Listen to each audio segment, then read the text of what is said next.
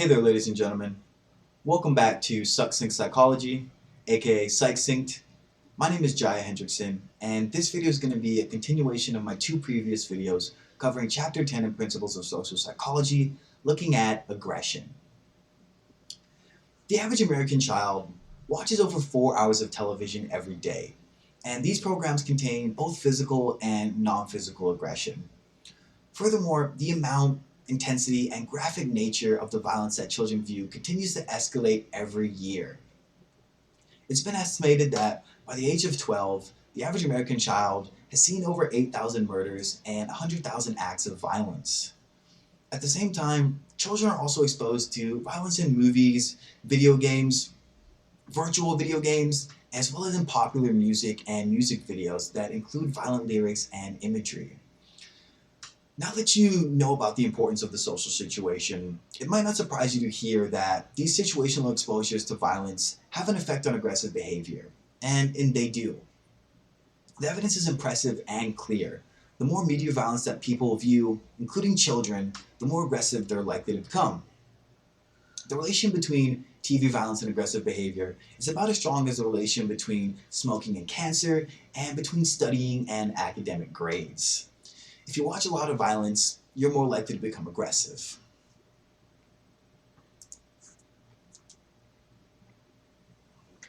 There's strong evidence that viewing aggression on TV, playing violent video games, and exposure to violence in general tends to increase the likelihood of aggression. But why might viewing violence increase aggression? Perhaps the strongest possibility is also the simplest, that viewing violence increases the cognitive accessibility of violence. When we see violence, violence is then activated in memory and becomes ready to guide our subsequent thinking and behavior in more aggressive ways.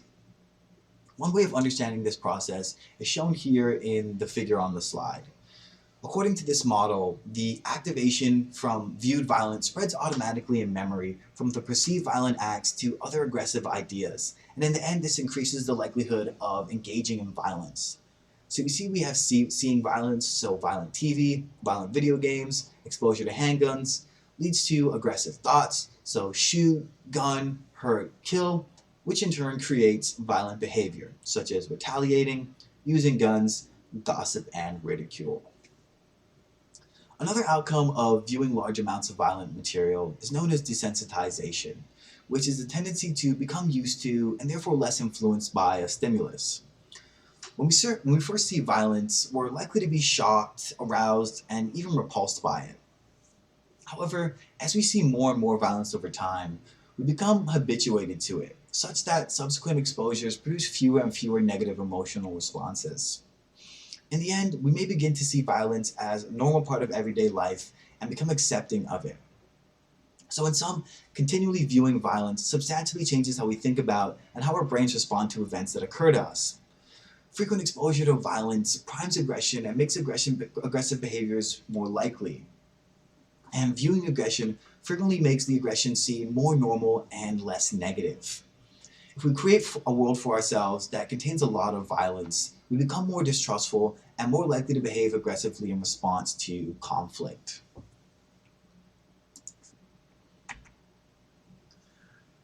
Perhaps you believe that people with low self-esteem would be more aggressive than those with high self-esteem.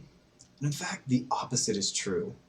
Research has found that individuals with an inflated or unstable self-esteem are more prone to anger and highly aggressive behavior when their high self-image is threatened. For instance, classroom bullies are those boys who always want to be the center of attention, who think a lot about themselves, and who can't take criticism well. It appears that these people are highly motivated to protect their inflated self-concepts and react with anger and aggression when it's threatened. Given what we know about the tendency towards self-enhancement and a desire for status, you won't be surprised to learn that there's a universal tendency for men to be more violent than women. In comparison to women and girls, who use more non-physical aggressions such as shouting, insulting, spreading rumors, and excluding others from activities, men and boys prefer more physical and violent aggression, behaviors such as hitting, pushing, tripping, and kicking. Strong gender differences in aggression have been studied in virtually every culture that's been studied.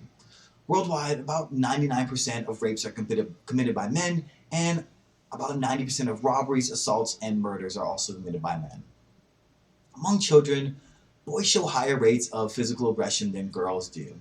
And even infants differ, such that infant boys tend to show more anger and are they have poor emotional regulation than do infant girls. These findings will probably not surprise you because aggression, as we've seen, is due in large part to the desire to gain status in the eyes of others. And on average, men are more concerned about this than are women. Although these gender differences do exist, they don't mean that men and women are completely different, or that women never aggress. Both men and women respond to insults and provocation with aggression. In fact, the differences between men and women are smaller after they've been frustrated, insulted, or threatened. And men and women seem to use similar amounts of verbal aggression.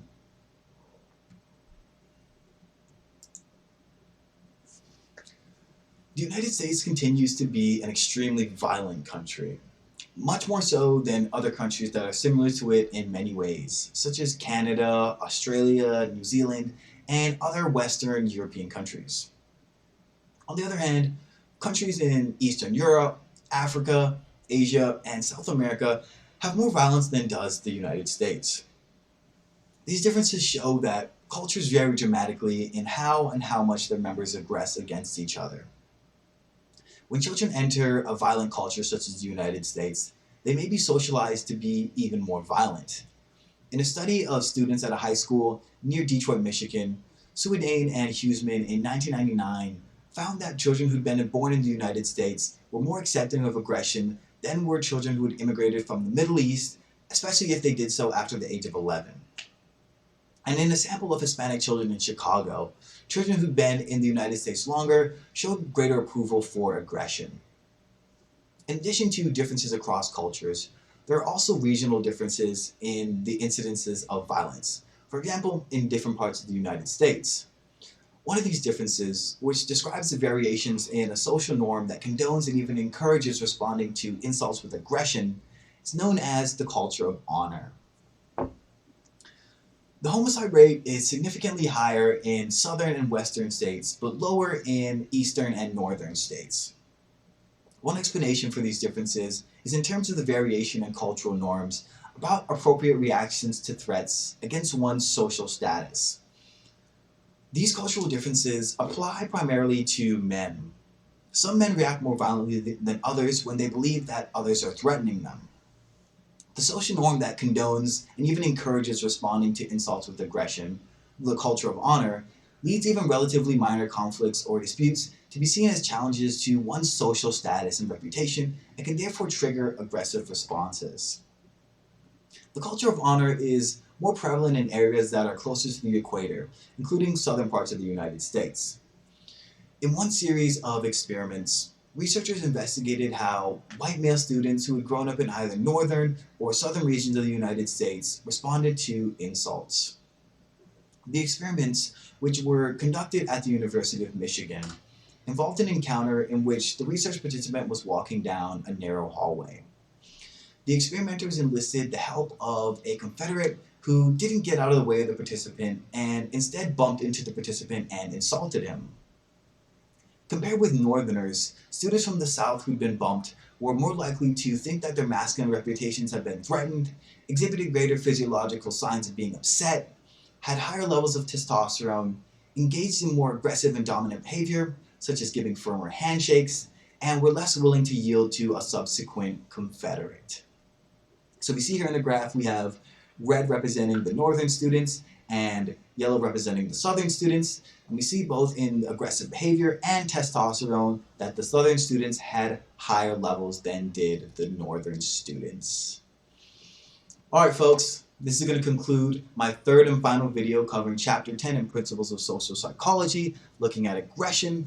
I hope you guys found it informative, and I'll see you guys in the next chapter.